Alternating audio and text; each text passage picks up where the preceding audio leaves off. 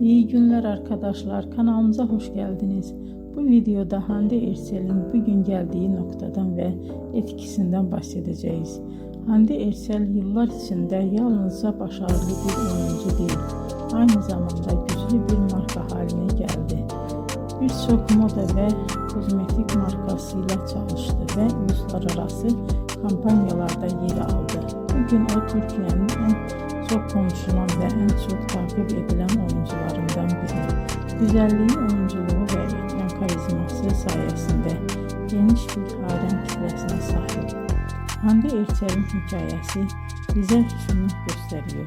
Bazen küçük bir şehirde başlayan bir hayal doğru adımlar ve çok çalışmayla dünya çapında bir başarıya dönüşebilir.